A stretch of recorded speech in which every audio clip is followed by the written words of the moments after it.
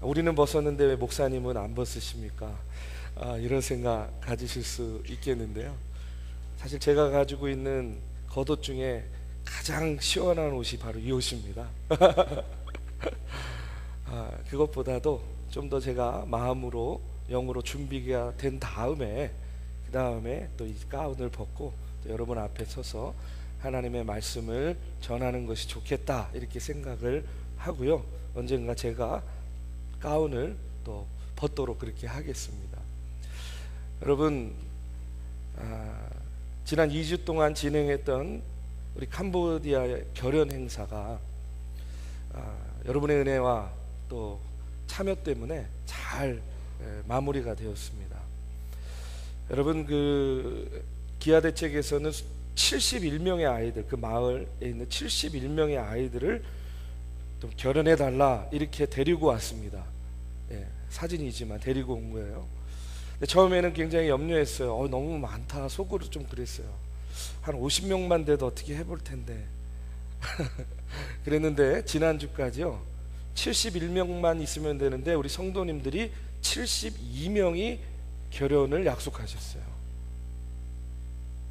저는요 너무나 기쁘고 감사했습니다. 우리 중앙교회가, 우리 믿음의 성도들이 참 이렇게 누군가를 후원하고 돕는 일에 자발적으로 앞장섰다. 그것도 목표는 71명이었는데 이런 경우가 드물다고 합니다. 얘기를 들어보니까 72명, 목표보다도 더 많은 분들이, 여러분들이 헌신을, 결연을 이렇게 약속을 해 주신 겁니다. 여러분, 누군가를 돕는 일이요 마음으로는 우리가 해야 된다, 해야 되는데 하는 그런 마음이 있는데 실제로 막상 하려고 하면 여러 가지 환경적이고 또 여러 가지 상황적인 그런 어려움들이 있어서 선뜻 또 나서기가 어려운 것도 사실입니다. 마음 먹은 대로 잘 되지 않아요. 그런데 우리 성도님들의 마음에 감동을 주시고 또 아이들을 품을 수 있는 마음을 허락해 주신 것, 저는요 우리 하나님께서 하셨다고 믿습니다. 우리 성령님께서 여러분들의 마음을 감동시켜서 그런 마음을 갖도록 움직여 주신 결과라고 믿습니다. 또한 더욱 기쁜 것은 제가 지난 1년 동안 이곳에서 목회를 하면서 이러저런 과거의 이야기들을 참 많이 들었어요. 용서하고 여러분 들어주시기 바랍니다. 근데 그 과거의 히스토리를 듣는 가운데 보면 우리가 선교하다가 이런 어려움을 경험했습니다. 우리가 지역사회를 섬기려고 이렇게 열심히 최선을 다했는데 이런 난관에 부딪혔었습니다. 우리 성도들끼리 서로 돕고 나누고 베풀려고 이렇게 했는데 이런 시험에 드는 일이 있었습니다. 이런 이야기들은 거의 듣지 못했고요. 거의 다 제가 들은 이야기들은 빌딩 때문에, 자리 때문에, 소송 때문에, 목회자 때문에, 성도들 때문에 겪었던 그런 불신의 이야기, 그런 정죄의 이야기, 참 이런 것들, 이런 이야기들을 참 많이 듣게 되었어요. 그러면서 제 마음에 드는 생각, 그리고 제가 하나님한테 늘 기도했습니다. 하나님, 이 땅에 수많은 교회들이 많이 있는데 왜 저를 이 중앙교회에 보내주셨나요? 이렇게 스스로 묻고 기도하게 되었어요. 그런데 하나님께서 그와 같은 저의 기도 가운데에 제 마음 가운데 응답을 하시는데 어떤 응답을 주시냐면 중앙교회가 이제까지 과거의 반목과 불신의 이야기들, 분열의 이야기들 이제는 다 십자가에 못 박고 이제는 선교의 이야기, 구제의 이야기, 봉사와 섬김의 이야기, 신뢰의 이야기, 사랑의 이야기들로 이제 중앙교회의 역사를 써 내려가도록 하기 위해서 너를 이곳으로 보냈다. 그런 이런 마음과 감동을 주셨어요. 여러분, 한번 우리가 다는 살펴볼 수 없지만 지난 1년 동안의 우리의 이야기들을 한번 돌아보시기 바랍니다. 선교는 어떻게 했습니까? 제일 기억에 남는 것 중에 하나는 여선교 회원들하고 이제 일본 성지순례를 갔어요. 그곳에서 처절한 박해의 순간에도 자신의 믿음을 지키기 위해서 죽음도 불사한 그 일본 초기 그 선교사와 그 신자들의 모습을 통해서 오늘 우리의 안일한 모습들을 다시 한번 돌아보면서 결심하는 그런 계기가 되었어요. 교회 학교에서는요, 초등부에서 청년부에 이르기까지 연합을 해가지고 필리핀으로 단기 선교를 떠났습니다. 가난하고 병들고 소외된 자들을 직접 찾아가서 그들에게 복음을 전하였고요. 온 성도들이 한 마음으로 모아서 준비해준 그 선교비를 가지고요, 중증장애우들에게 휠체어도 사서 기증하고 건축하는 교회에 집기를 마련하도록 전달도 했습니다. 그저께인가요, 그 현지 선교사님이 저한테 카톡으로 사진을 보내주셨어요. 어떤 사진이냐면, 여러분 기억하실지 모르겠지만 우리가 휠체어도 기증을 했지만 그 중증장애우들이 누워서 쉴 수 있는 그 대나무로 된 그 롱체어를 우리가 기증을 했습니다. 근데 그때 당시에는 이제 돈으로만 드렸어요. 왜냐하면 건축하면서 같이 그것을 만들면 조금 더 저렴하게 많은 것을 만들 수 있기 때문에. 근데 그 의자를 이제 제작을 시작했다 하면서 그 그림을 사진으로 보내주셨어요. 얼마나 마음이 흐뭇하고 뿌듯한지 모릅니다. 지난번에 성지순례를 다녀온 어른들도, 또 선교를 다녀온 그런 아이들도 벌써부터 다음에 선교의 때를 기다리고 있습니다. 이번 기아대책과 함께한 캄보디아 마을을 품고 자매 결혼하는 일도 여러분 앞서도 말씀드렸지만 71명이면 되는데 72명의 후원자들을 세워주셨어요. 주중에 이루어지는 양육 프로그램도 창세기 강해도 그렇고요, 예수님의 사람도 그렇고 우리 성도님들이 열심히 참여해가지고 하나님의 말씀을 듣고 양육을 받는 일에 얼마나 열심을 다하고 있는지 모릅니다. 금요 기도회로 모여서 나라와 민족을 위해서, 교회를 위해서, 성도들을 위해서 뜨겁게 기도하고 있어요.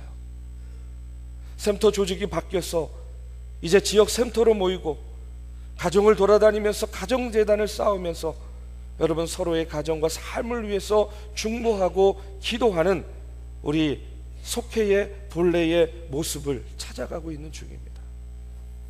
앞서 우리 장로님도 기도하셨지만 이제 시설 개선을 통해서 여러분 중앙교회의 미래를 준비하기 위해서 본당 시설 개선을 하고 이제 10층에는 여러분들과 아이들이 함께 휴식을 취할 수 있는 휴게 공간을 지금 마련하기 위해서 이 시설 개선위원들이 열심히 준비하고 있습니다. 저는요, 단지 이 시설 개선이 우리의 시설을 현대화하고 우리의 편리를 위해서 하는 그런 시설 개선이 아니라 내 눈에 좋아 보이고 내 마음에 드는 그런 교회 리모델링 공사를 하는 것이 아니라 지역사회하고 소통하고 자라나는 세대들을 세울 수 있는 그런 미래를 디자인하는 그런 시설 개선이 되어야 될 줄로 믿습니다. 시설을 바꾸는 것이 아니에요.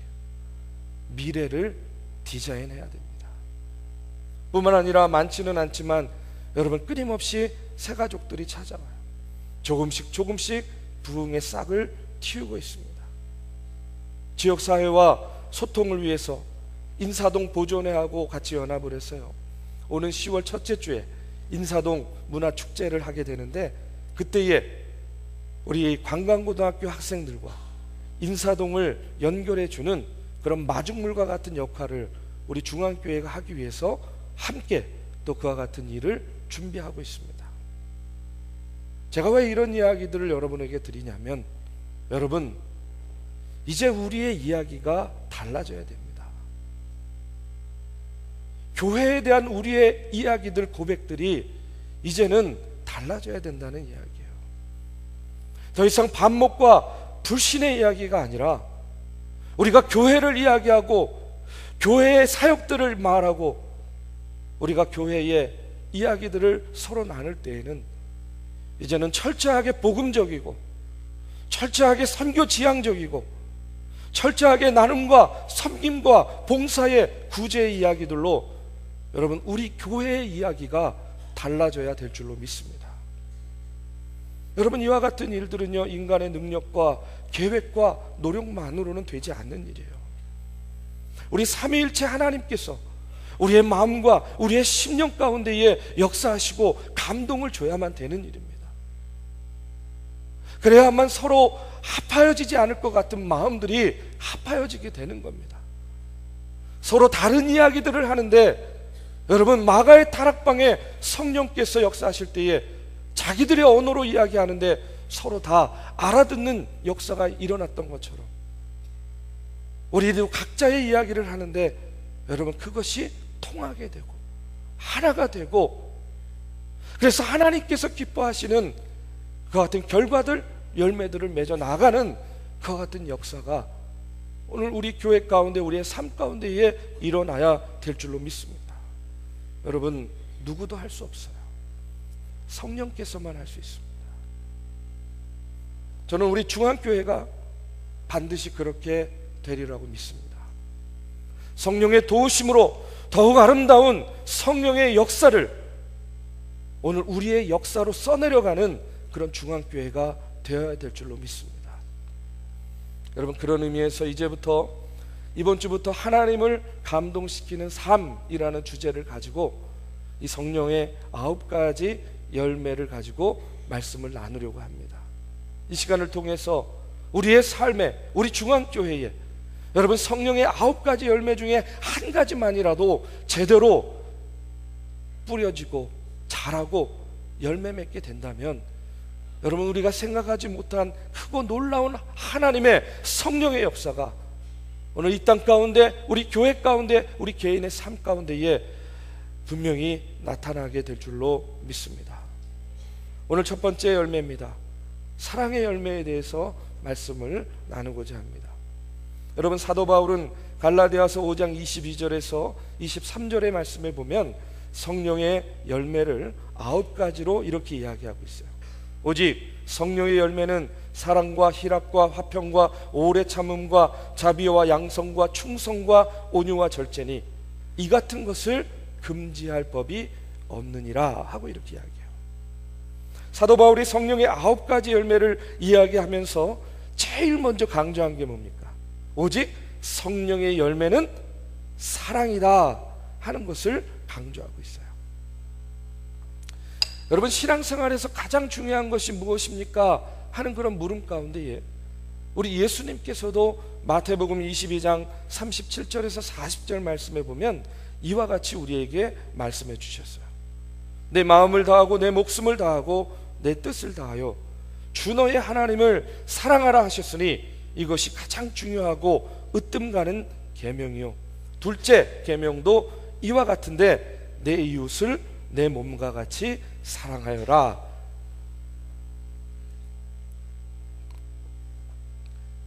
신앙생활에 가장 중요한 것이 무엇입니까?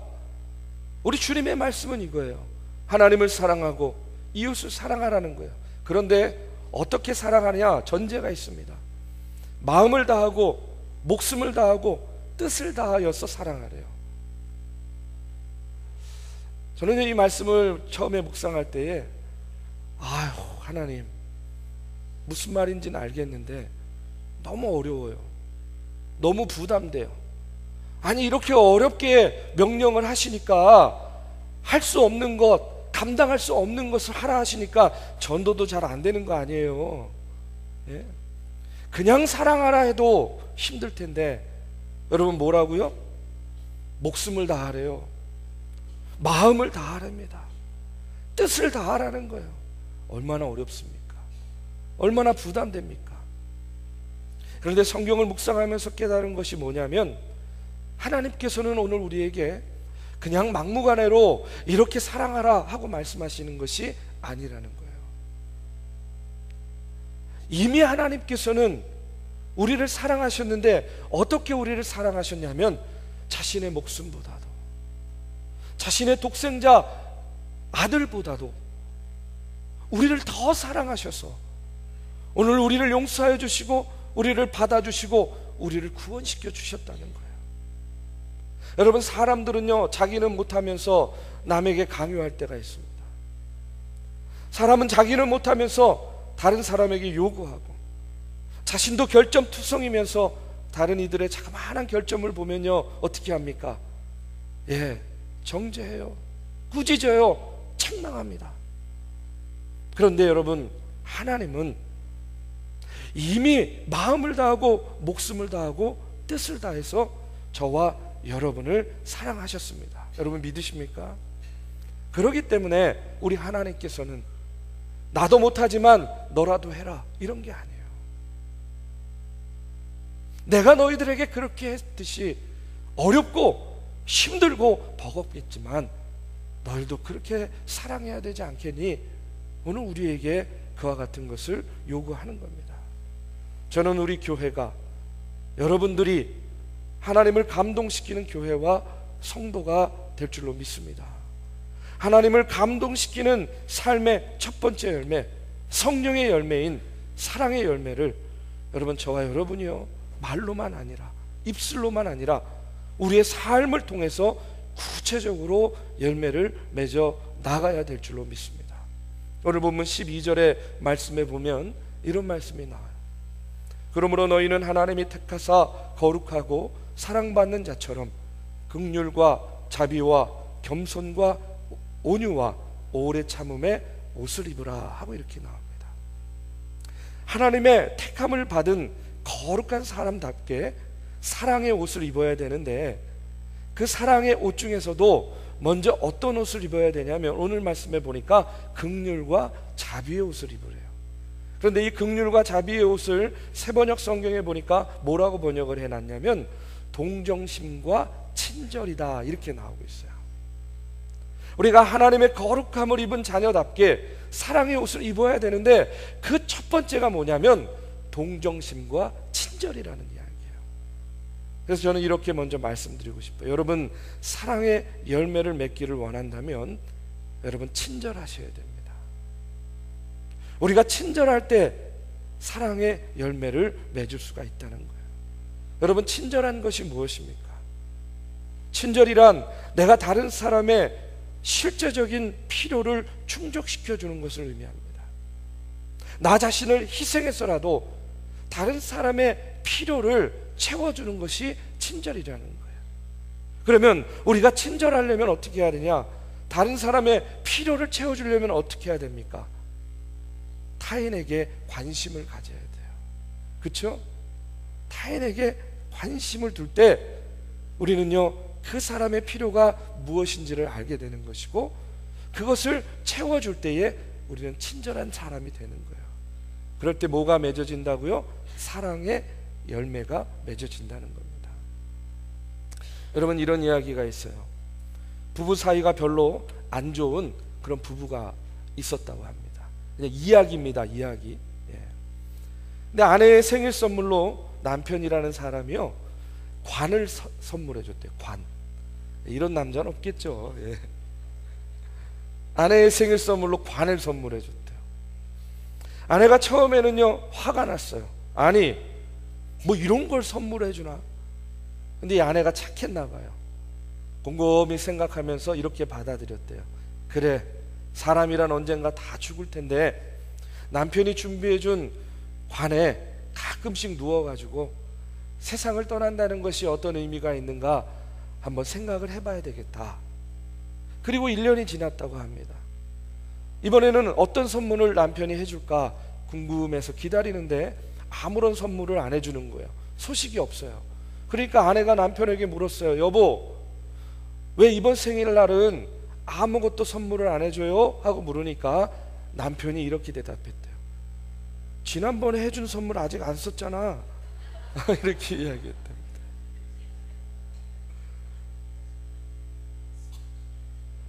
여러분, 이야기입니다, 이야기.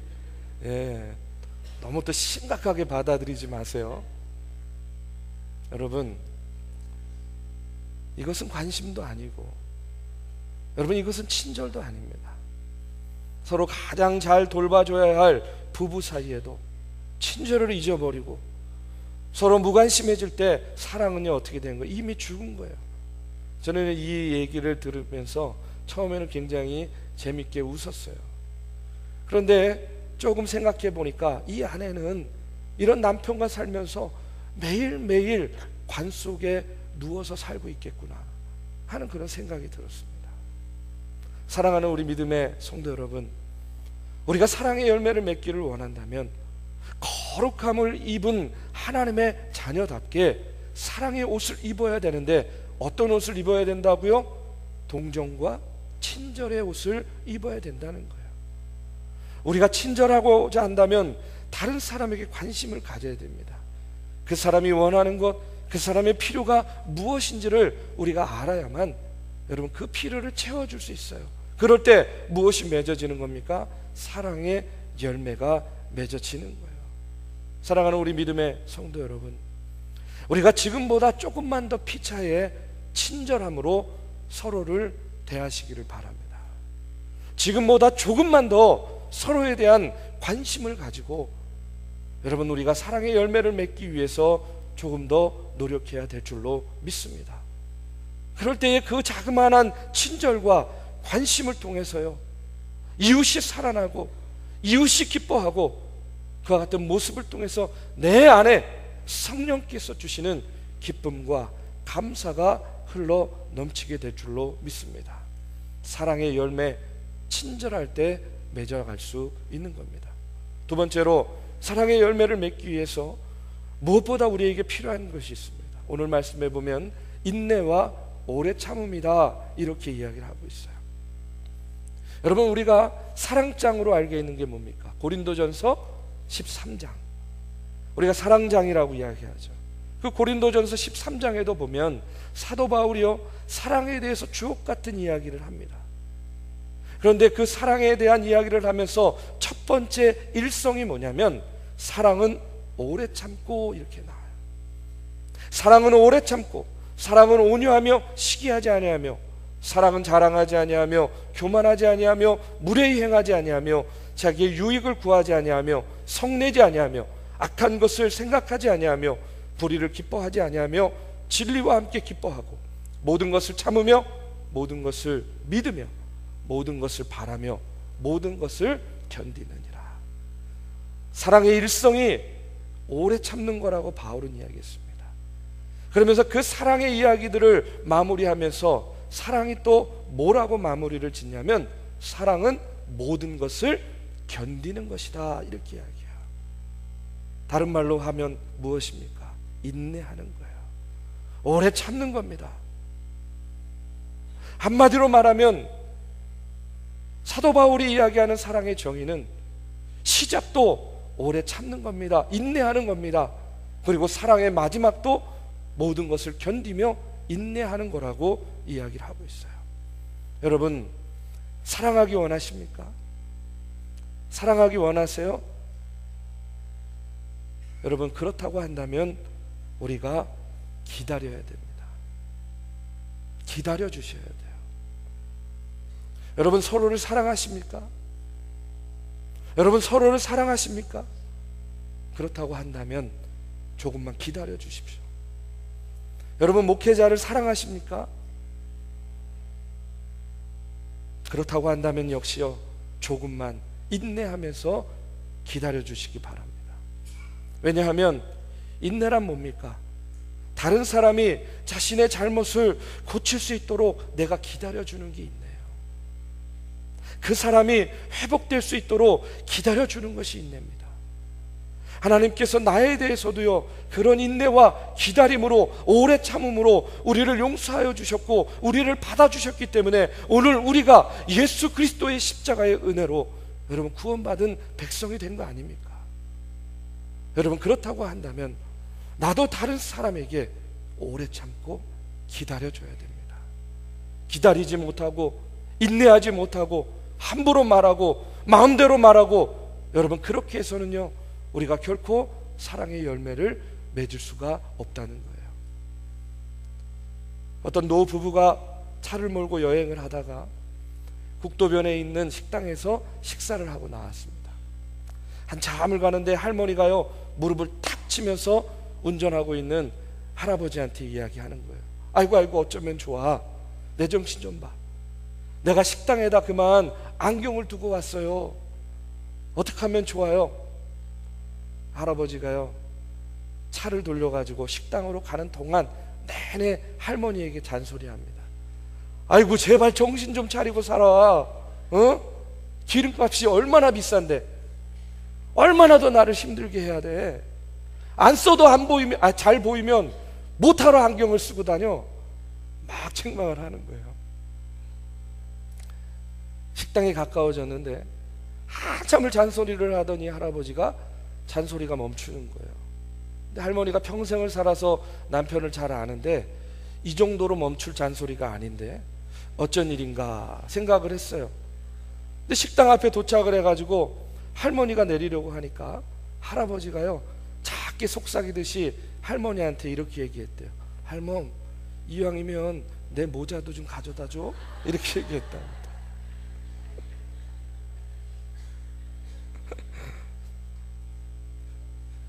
여러분, 우리가요, 내가 참지 못하는 것은요, 나는 잘못이 없고 너만 잘못했다 생각하기 때문에 그래요. 나는 항상 맞고 너는 항상 틀리다는 그런 편견이 있기 때문에 그렇습니다. 너는 항상 실수투성이고 나는 항상 완벽하다는 그런 잘못된 생각 때문에 그래요. 그런데 조금 지나가지고 여러분 다시 생각해 보면 나도 잘못이 있어요. 나도 실수투성입니다. 나도 모자란 것이 너무나 많아요. 나도 틀릴 수 있어요. 나에게도 항상 부족함이 차고 넘치도록 있습니다. 여러분, 우리가 이렇게 한번 생각해 보십시오. 다른 사람의 허물과 잘못이 보일 때에는 여러분, 저것을 통해서 나를 바른 길로 인도할 수 있는 그런 교훈이 되겠구나. 누군가가 실수했을 때에는 그 실수를 다투고 혼내고 꾸짖고 책망하는 것이 아니라 이해하고 함께 풀어가야 되겠구나. 남의 실수를 혼내고 불평하고 끝내면요, 모두에게 독이 되지만 실수를 함께 풀어가면 어떻게 됩니까?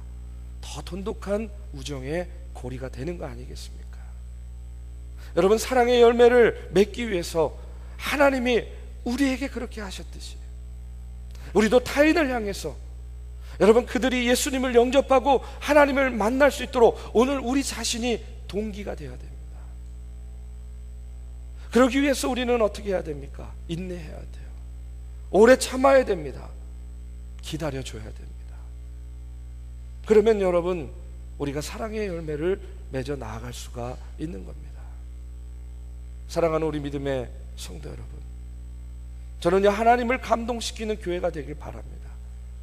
이제부터 써내려가는 우리 중앙교회의 히스토리는 여러분, 사랑의 이야기들로 가득 채워지기를 간절히 축원합니다.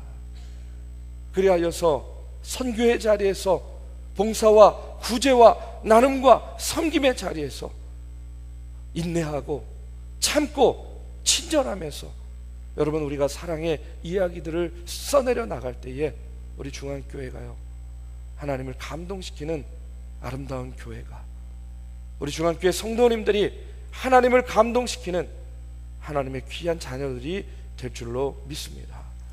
그 같은 믿음의 고백을 가지고 함께 찬양하고 기도하는 시간을 갖도록 하겠습니다.